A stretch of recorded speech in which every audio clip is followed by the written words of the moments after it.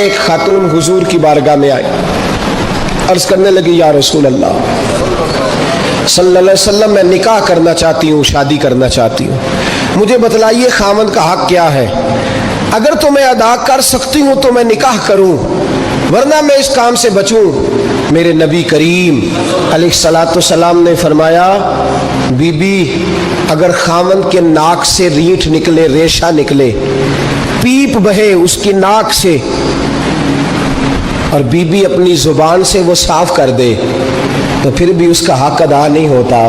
حضرت ابو دردہ کہتے ہیں آنکھ کھول کے اس عورت نے دیکھا تو میرے نبی پاک نے اگلے جملے ارشاد فرمائے، حضور نے فرمایا تو ان باتوں میں حیرت کر رہی ہے، میں اگر خدا کے علاوہ کسی کو سجدے کا حکم دیتا تو میں عورت کو کہتا اپنے خاوند کو سجدہ کرے۔ امام غزالی حدیث لائے ہیں، ایک خاوند گھر سے نکلا ہے تو بیوی کو کہہ گیا ہے جب تک میں واپس نہ لوٹوں گھر سے نہ نکلنا۔ 2 گلیاں چھوڑ کے والد رہتے ہیں، 2 گلیاں چھوڑ کے بیوی نبی کریم صلی اللہ علیہ وسلم کی بارگاہ میں پیغام بھیجتی ہے، کہتی ہے خاوند حکم دے گیا تھا میری بغیر اجازت گھر سے نہ نکلنا۔ اب تو بیوی کہتی ہے میں پڑھی لکھی ہوں، کل میں ایک اسکالر کو سن رہی تھی، وہ کہہ رہا تھا بیوی کے بڑے حقوق ہیں، جو مرضی چاہے کر سکتی ہے، اور اللہ خیر کرے اگر بیوی بی ایڈ کر لے پھر تو معاملہ ہی ختم ہو گیا۔ وہ کہتی ہے تو مجھے کر فارغ، میں سویرے، اور سن لیں حدیث یاد رکھ لیں، نبی پاک صلی اللہ علیہ وسلم نے فرمایا جس بیوی نے اپنے خاوند سے بلا وجہ طلاق کا مطالبہ کیا بغیر سبب شرعی کے، جس عورت نے اپنے خاوند سے طلاق مانگی، حضور فرماتے یہ نہیں فرمایا کہ لے لی، جس نے طلاق خالی مطالبہ کیا لے لی، وہ اب تو روز آپ دیکھ لیں کورٹ کچہری میں بیویوں نے دعوے پہ دعویٰ کیا ہوا ہے، خاندوں کی طرف سے بھی زیادتی ہوتی ہے، اس میں شک نہیں، میں سائڈ کو سیف نہیں کرتا، بڑے ظلم ہوتا ہے، آج بھی جہالت کی بات کرتے ہیں بعض لوگ، لیکن چھوٹی چھوٹی باتوں پہ دعوے ہو جاتے ہیں عدالتوں میں۔ نبی کریم علیہ السلام نے فرمایا جس عورت نے بلا وجہ اپنے خاوند سے طلاق کا مطالبہ کیا رب کریم اسے جنت کی خوشبو بھی عطا نہیں فرمائے گا، جس نے صرف مانگی ہے اسے خوشبو نہیں دے گا۔ خاوند جہاد پہ چلا گیا، کسی سفر پہ چلے گئے، کہہ گئے میری اجازت کے بغیر گھر سے نہ نکلنا، والد بیمار ہو گئے، خاتون حضور کی بارگاہ میں پیغام بھیجتی ہے، کہتی ہے یا رسول اللہ خاوند حکم دے گیا تھا گھر سے نہ نکلنا، والد بیمار ہے، کیا حکم ہے؟ نبی پاک نے فرمایا چاہے تو جا سکتی ہے پر خاوند کی اطاعت کرے گی تو اس کے لیے زیادہ بہتر ہو جائے گا۔ 2-4 دن کے بعد پھر پیغام بھیجتی ہے، کہتی ہے محبوبہ باپ شدید بیمار ہے، حکم کیا ہے؟ نبی پاک علیہ الصلوۃ والسلام نے فرمایا چاہے تو جا سکتی ہے، کیونکہ حضور شارع ہے نا، مختار ہیں شرعی معاملات میں، کسی کو چاہے تو کسی چیز کی بھی اجازت عطا فرما سکتے ہیں۔ فرمایا میں اجازت دیتا ہوں جا سکتی ہے پر خاوند کی اطاعت میں رہے گی تو اس کے لیے بہتر۔ حد ہو گئی بھائیو، حد ہو گئی۔ عرض کرتی ہے حضور باپ انتقال کر گیا ہے، باپ انتقال کر گیا، بیٹی ہوں کیا کروں، رہ نہیں سکتی۔ حضور نے فرمایا میں اجازت دیتا ہوں چلی جائے پر خاوند کی فرما برداری کرے گی تو بہتر ہو جائے گا۔ صحابہ کہتے ہیں پہلے وہ پیغام بھیجتی تھی، جب باپ کا انتقال ہوا تو اس شام مصطفیٰ نے پیغام بھیجا، فرمایا پتہ کرو گئی تو نہیں، پتہ کرو گئی تو نہیں۔ صحابی نے واپس آ کے عرض کی حضور کوئی نہیں گئی، فرمایا جاؤ اسے جا کے میری طرف سے خوشخبری دے دو کہ تو نے اپنے خاوند کی فرما برداری کی ہے، رب کریم نے تجھے بھی بخش دیا ہے، تیرے باپ کی بھی بخشش فرما دی، تیرے اس عمل نے تیرے باپ کی بخشش کا سبب بنا دیا ہے۔ اور میری بہنیں میں ہاتھ باندھ کے گزارش کروں گا، ہاتھ باندھ کے، ایک کبیرہ گناہ اکٹھا کرتی ہو تم، کبیرہ گناہ، جب شوہر کو اس کی اماں اور اس کے ابا کے خلاف بھڑکاتی ہو، اگر وہ نافرمان ہو گیا نا ماں باپ کا تو اپنے لیے تو جہنم کٹھی کرے گا، تم بھی حصے دار بن جاؤ گی۔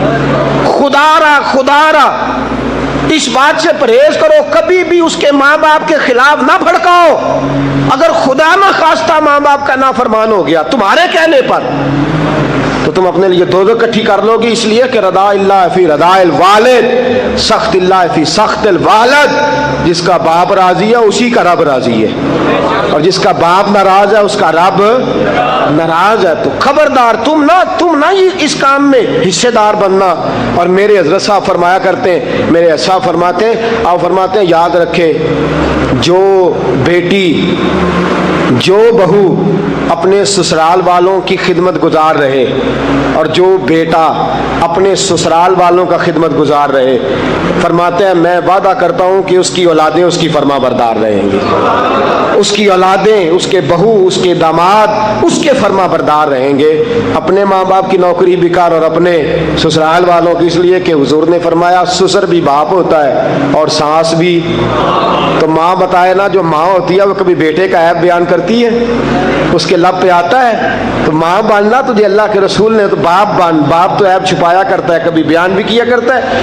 فرمایا بیویاں تمہارا لباس ہیں اور تم ان کا لباس ہو، وہ تمہارا لباس ہے اور تم، اللہ اکبر، کیسا خوبصورت لفظ قرآن پاک نے، ہن لباس لکم وانتم لباس لہن۔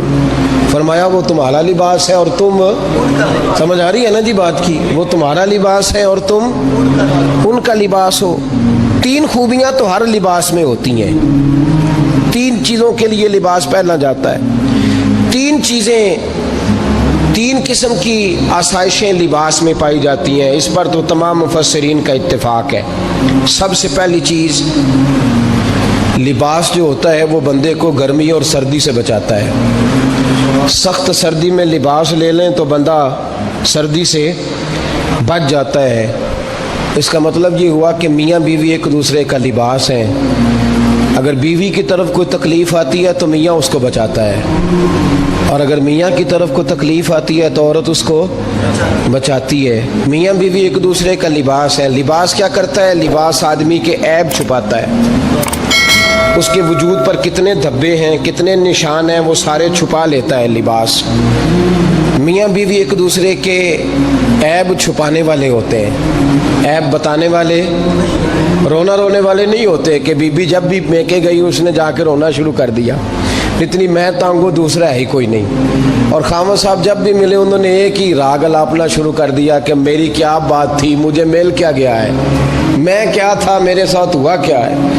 تو لباس ہیں، ایک دوسرے کا عیب چھپائیں گے، بولیے ایک دوسرے کا عیب چھپائیں گے، ایک دوسرے کی غلطیوں کی پردہ پوشی کریں گے۔ اور تیسرا لباس کا کیا مقصد ہوتا ہے؟ لباس شخصیت کا آئینہ دار ہوتا ہے۔ لباس آدمی کی اچھی اور خوبصورت طبیعت کا حصہ ہوتا ہے۔ جو لباس ہوتا ہے وہ انسان کو زینت بخشتا ہے، خوبصورت کر دیتا ہے۔ داڑھی والا آدمی ننگے سر پھرے تو خوبصورت نہیں لگتا، ٹوپی پہن لے تو بڑا پیارا لگتا ہے، ٹوپی پہنے تو بڑا، اور اگر امامہ باندھ لے تو نور نالا نور ہونا شروع ہو جاتا ہے۔ اللہ کرے آپ خوش ہو جائیں، آمین تو کہہ دیں، اور اللہ کرے فجر کی نماز آپ امامہ باندھ کے پڑھ لیں، آمین تو کہیں۔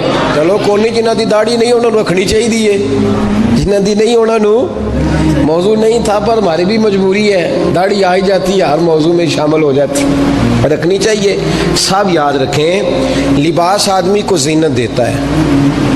قرآن مجید کے لفظوں پہ غور کرو، اگر تو شادی کے بعد بیوی کے آنے کی وجہ سے خامد کو سکون نہیں ملا تو اس کا مطلب ہے اس نے گھر کو زینت نہیں دی، اور اگر شادی کے بعد اس بچی کو تحفظ نہیں ملا، اس کو اپنے گھر کے اندر سکون نہیں ملا، تو اس کا مطلب ہے خاوند نے اسے زینت، اس لباس نے زینت نہیں دی۔ میاں بیوی ایک دوسرے کا لباس ہے، اس مقدس رشتے کو اسلام نے باندھا اور لباس کہہ کے باندھا۔ میرے رسول کریم علیہ الصلاۃ والسلام نے پہلے تو خارجی لوگوں کو منع کیا ہے۔ میری ذاتی رائے یہ ہے کہ میاں بیوی کی ذاتی لڑائی کوئی بھی نہیں ہوتی، ذاتی لڑائی، میری باتوں کی سمجھ تو آ رہی ہے نا آپ دوستوں؟ کوئی نہیں آ رہی؟ اللہ جزا دے آپ۔ میاں بیوی کی ذاتی لڑائی کوئی نہیں ہوتی، ہوتا پتہ کیا ہے؟ لڑکے سے پوچھیں کہ بتائیں جناب کیا حال ہے، تو کہتے ہیں بیوی میری صحیح ہے، اس کے گھر والے نہیں صحیح۔ سنا ہے آپ نے بھی کبھی یہ لفظ؟ تو اسی طریقے سے اگر لڑکی سے پوچھیں کہ تیرا کیا حال ہے تو کہتی ہے خامن تو میرا دھیان رکھتا ہے، اس کی اماں نہیں خیال رکھنے دیتی۔ تو لڑائی جو ہوتی ہے وہ تیسرے آدمی کی وجہ سے ہوتی ہے۔ تیری اماں آئی تھی تو اس طرح کہہ گئی، تو تیرا بھائی آ گیا تھا تو وہ یہ کہہ گیا، تیسرے فرد کی وجہ سے۔ میرے نبی کریم علیہ الصلوۃ والسلام نے تیسرے بندے کو سمجھایا ہے، تیسرے فرد کو حضور نے سمجھایا ہے۔ نبی پاک علیہ الصلوۃ والسلام نے فرمایا خبردار، ماں، بھائی، بیٹا، باپ سارے لحاظ کریں، بسنے دیں میاں بیوی کو۔ اگر شادی کر دیا تو ان کو سکون سے رہنے دو۔ تم دو جملے کہہ کے چلے گئے، کوئی عیب نکال کے جو چھپا ہوا تھا خامن کی نظر میں وہ نکال کے بتا دیا کہ تیری بیوی یہ کام بھی کرتی ہے، اب تم تو ہٹ گئے وہ بات کہہ کے۔ اب انہوں نے اکٹھے رہنا ہے، ان کی زندگی مصیبت کا شکار ہو گئی، آزمائش میں آ گئے وہ دونوں، ساری زندگی کڑتے رہے۔ ایک عیب نکال کے لڑکی کے گھر والے لڑکے کا اسے بتا کے چلے گئے تیرے خامد میں یہ عیب پایا جاتا ہے، وہ ساری زندگی کڑتے رہیں گے، تکلیف میں رہیں گے۔ انہوں نے تو اکٹھے رہنا ہے، بتانے والا چلا گیا۔ میرے رسول کریم صلی اللہ علیہ وسلم فرماتے ہیں لعنتی ہے وہ شخص، لعنتی ہے وہ شخص۔ یا رسول اللہ کون سا؟ فرمایا جو بیوی کو مرد کے خلاف اکساتا ہے اور مرد کو بیوی کے خلاف اکساتا ہے، وہ لعنتی ہے، ملعون ہے، رحمت الہی سے دور ہے وہ شخص۔ انہیں قریب کرنے کی کوشش کر، تو ان کے اندر محبت پیدا کرنے کی کوشش کر۔ میرے نبی کریم علیہ الصلوۃ والسلام نے جب حضرت سیدہ فاطمہ الزہرا رضی اللہ تعالی عنہا اور جناب سیدنا علی المرتضیٰ رضی اللہ تعالی عنہ کی شادی کی تو نبی پاک نے دونوں کے سر جوڑے اور دونوں کے درمیان محبت کی دعا فرمائی، دونوں کے درمیان محبت کی دعا فرمائی۔ اور نبی پاک صلی اللہ علیہ وسلم حضرت فاطمہ کے سامنے جناب علی کے فضائل بیان فرماتے اور جناب علی آتے تو نبی پاک فرماتے فاطمہ تو میرے وجود کا حصہ ہے، وہ تو میرے جگر کا ٹکڑا ہے۔ تو ان دونوں کے درمیان الفت پیدا، یہ سب سے پہلے تو خارجی لوگ اس بات کا خیال کریں، سب سے پہلے تو خارجی لوگ خیال کریں، توجہ دیں کہ ان کو بکھرنے سے بچائیں۔ اب میاں بیوی بھی سمجھ لیں کہ ہماری ذمہ داریاں کیا ہیں۔ مسند امام احمد بن حنبل میں حضرت ابو درداء رضی اللہ تعالیٰ عنہ سے حدیث مروی ہے، نبی کریم صلی اللہ علیہ وسلم کی بارگاہ میں ایک خاتون نے آ کے عرض کیا یا رسول اللہ صلی اللہ علیہ وسلم مجھے بتلائیے خاوند کا حق کیا ہے۔ یہ جو حدیث سنانے لگا ہوں نا، یہ بیٹی کو سنانی ہے، جا کے یہ ٹیلی فون کر کے بہن کو سنانی ہے، صرف بیوی کو سنانے کی نہیں ہوتی یہ چیزیں۔ یہ حدیث بیٹی کو سمجھائیں، بہن کو سمجھائیں، ان لوگوں کو سمجھائیں تاکہ، اور یہ یاد رکھیں خاوند کے حقوق، خاوند کے حقوق اگر بچی کے گھر والے اسے سکھائیں نا تو اس کی سمجھ میں جلدی آ جائیں گے، اور بیوی کے حقوق اگر خاوند کے گھر والے اس کو سمجھائیں تو اس کی سمجھ میں بات جلدی آئے گی، وہ خیر خواہ سمجھتے ہیں اپنے رشتہ داروں۔ یہ والی حدیثیں ان لوگوں کو سنانی چاہیے جن لوگوں کا بچہ ہے یا بچی ہے، متعلقہ آدمی حقوق بیان کرے۔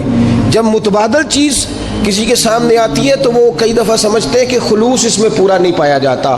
حضرت ابو درداء رضی اللہ تعالیٰ عنہ فرماتے ہیں ایک خاتون حضور کی بارگاہ میں آئی، عرض کرنے لگی یا رسول اللہ صلی اللہ علیہ وسلم میں نکاح کرنا چاہتی ہوں، شادی کرنا چاہتی ہوں، مجھے بتلائیے خاوند کا حق کیا ہے، اگر تو میں ادا کر سکتی ہوں تو میں نکاح کروں ورنہ میں اس کام سے بچوں۔ میرے نبی کریم علیہ الصلوۃ والسلام نے فرمایا بی بی اگر خاوند کے ناک سے رینٹ نکلے، ریشہ نکلے، پیپ بہے اس کی ناک سے اور بی بی اپنی زبان سے وہ صاف کر دے تو پھر بھی اس کا حق ادا نہیں ہوتا۔ حضرت ابو درداء کہتے ہیں آنکھ کھول کے اس عورت نے دیکھا تو میرے نبی پاک نے اگلے جملے ارشاد فرمائے، حضور نے فرمایا تو ان باتوں میں حیرت کر رہی ہے، میں اگر خدا کے علاوہ کسی کو سجدے کا حکم دیتا تو میں عورت کو کہتا اپنے خاوند کو سجدہ کرے، میں اس کو کہتا یہ کام کرے۔ میرے رسول کریم علیہ الصلوۃ والسلام نے حقوق کا تعین فرمایا، حقوق کا تعین فرمایا، اور نبی کریم صلی اللہ علیہ وسلم نے فرمایا جو عورت اس حال میں مر گئی، اس حال میں دنیا سے گئی کہ اس کا خاوند اس سے راضی تھا، اس کا شوہر اس سے راضی تھا، اس کا گھر والا اس سے مطمئن تھا، تو میرے نبی پاک فرماتے ہیں جب دنیا سے جائے گی تو رب کریم جنت کا دروازہ کھول کے فوراً ہی جنت میں داخل فرما دے گا۔ اس کو بغیر روک ٹوک جنت دے دی جائے گی. شرط یہ ہے کہ وہ جب دنیا سے جائے تو اس حال میں جائے کہ اس کا خامد اس سے شکوے نہ کرتی پھرے, شکایتیں نہ کرتی پھرے, شکایتیں نہ کرے. ہمارے زمانے میں شکایتیں ہوتی ہیں اور خواتین عورتیں اس بات کو سمجھتی نہیں کہ اللہ نے جو میرے نصیب میں رکھا تھا اور جو خامد رب نے میرے لیے پسند کیا تھا وہ اللہ نے مجھے عطا فرما دیا ہے. وہ شکوے کرتی ہیں, شکایات کرتی ہیں, اور دوسری عورتوں کو سامنے رکھ کے وہ فلاں کے حصے میں یہ چیز آئی, فلاں کے حصے میں یہ چیز آئی, فلاں کا خامد یوں کرتا ہے, شکوہ کرتی ہیں. میرے رسول پاک علیہ السلام نے فرمایا عورتیں کثرت سے جہنم میں جائیں گی, کثرت سے. تو ایک صحابی رو پڑے, ایک حدیث میں لفظ یہ ہے رو پڑے, عرض کرنے لگے یا رسول اللہ وہ ہماری مائیں بھی ہیں, بیٹیاں بھی ہیں, بہنیں بھی, حضور جہنم میں جائیں گی؟ نبی پاک صلی اللہ علیہ وسلم نے فرمایا ایک تو وہ عیب جوئی کرتی ہیں, غیبتیں کرتی ہیں, دوسرا رب کا شکر ادا نہیں کرتی, اور تیسرا فرمایا اپنے خامن کا بھی شکریہ ادا نہیں کرتی, بات بات پہ نہ شکری کرتی ہیں, بات بات پہ نہ شکری کرتی, اس سبب سے جہنم میں جائیں. عورت کے حقوق کا تعین فرمایا اور ساتھ ہی میرے رسول پاک علیہ السلام نے مرد کی طرف توجہ فرمائی. اور کیا خوبصورت لفظ ارشاد فرمائے, فرمایا تم میں ہر آدمی اپنے آپ کو اچھا سمجھتا اور اچھا کہتا ہے, ہر آدمی کہتا ہے, لیکن کوئی اگر مجھے آ کے پوچھے گا کہ محبوب آپ کی امت میں اچھا کون ہے, تو حضور فرماتے ہیں میں اسے اچھا سمجھوں گا جو اپنے گھر والوں کے حق میں اچھا ہے, جو اپنی بیوی خیرکم لے, تم میں سے بہترین وہ ہے جو اپنے گھر والوں کے لیے اچھا ہے. اور فرمایا جاؤ میرے گھر جا کے پوچھ لو وانا خیرکم لأہلی, میں تم سب سے زیادہ بڑھ کر اپنے گھر والوں کے لیے اچھا ہوں. تم میں بہترین وہ ہے جو اپنے گھر والوں کے لیے, بال بچوں کے لیے, بیوی کے لیے اچھا ہے. رسول کریم علیہ السلام نے خامن کو حکم دیا اور ارشاد فرمایا کہ عورت ٹیڑھی لکڑی ہے, بیچاری کو اللہ نے عقل پوری نہیں دی. ایک بچہ چھوٹا ہوتا ہے, ہمیں پتہ ہوتا ہے کہ اس کا شعور پورا نہیں, اگر کوئی غلطی کرے تو کیا اسے نکال دیا جاتا ہے گھر سے؟ بولے, چھوٹا بچہ ہے وہ کئی دفعہ بڑا نقصان کر دیتا ہے, آپ کیا کہتے ہیں؟ اسے مارتے ہیں, کلاڑی لے آتے ہیں اس کے لیے. اس طرح کرنا چاہیے, اس کے ابے کو بلا لینا چاہیے, بےزتی کرنی چاہیے پنچایت میں بٹھا کے کہ یہ غلطی کی ہے تیرے بچے نے. بھائی دادا یہ کام کرتا ہے؟ بولے نا, کیوں نہیں کرتا؟ وہ کہتا ہے ہمارا بچہ نہ سمجھ ہے, اپنا پوتا ہے, ہمارا اپنا ہے, اگر ہم اس کا ایپ باہر نکالیں گے تو بڑا کام غلط ہو جائے. لیکن وہی ابا جی جب بہو کوئی غلطی کر بیٹھتی ہے تو پنچایت بلاتے ہیں, لوگوں کے سامنے معاذ اللہ تعالیٰ بڑی کڑوی کسیلی باتیں کرتے ہیں, ایسی باتیں کرتے ہیں کہ جو ان کی بیٹی کے بارے میں کہی جائے تو وہ کبھی پسند نہ کریں. اتنے سخت جملے کہے جاتے ہیں, بیٹی والے کو رسوا کیا جاتا ہے. میرے نبی کریم علیہ السلام نے فرمایا یہ ٹیڑھی لکڑی ہے, بیچاری کو اللہ تبارک و تعالیٰ نے اپنی حکمت کے تحت عقل آدھی عطا فرمائی ہے. تم اگر چاہو گے سیدھی کرنا تو یہ ٹوٹ جائے گی, سیدھی نہیں ہوگی. حضور کیا کریں؟ فرمایا اس کے ساتھ گزارا کرو, اللہ تمہیں اجر عطا فرمائے گا. اس کے ساتھ وقت گزارو, اللہ تمہیں اس کا, یہ ذہن بنانا چاہیے خامند کو کہ یہ, اور خامند کی ذمہ داری ہے. اعلیٰ حضرت رحمۃ اللہ علیہ نے فتاوی رضویہ کی 24ویں جلد میں بالتفصیل لکھا ہے. آپ فرماتے ہیں خامند کی ذمہ داری عورت کو کپڑا فراہم کرنا, روٹی فراہم کرنا, رہنے کے لیے گھر دینا, نان نفقے کا خیال کرنا. اور آپ فرماتے ہیں اگر وہ مطالبہ کرے تو ہفتے میں ایک دن اس کے ماں باپ سے ملانے بھی لے جا سکتا ہے. ہفتے میں جی کوئی نہیں بول دے تسی, ہفتے نہیں, یہ نہیں صحیح لفظ, ہر ہفتے اے سوکھ ہے. کدوں ملان کرنا ہے؟ پاویں نہ بولو, گل جڑی سچی ہو تو سچی ہے. ملان کدوں لے جانا ہے؟ اچھا اپنی اماں نو روز ملتا ہے سویرے شام, تو وہ کہندی مینوں بھی اماں نو ملا لیا, تو کہندا روز نہیں جائیدا, تو تم بھی نہ مل اپنی اماں نو روز. بھائی لیکن اعلیٰ حضرت فرماتے ہیں ہفتے میں ایک دفعہ ماں باپ سے بولے. بیٹی کا پیار ماں باپ سے زیادہ ہوتا ہے کہ بیٹے کا؟ تو سارے انہوں پتہ ہے, یعنی تسی گھٹ کر دے ہو نا, تاں بیٹی دا نام لیا جے.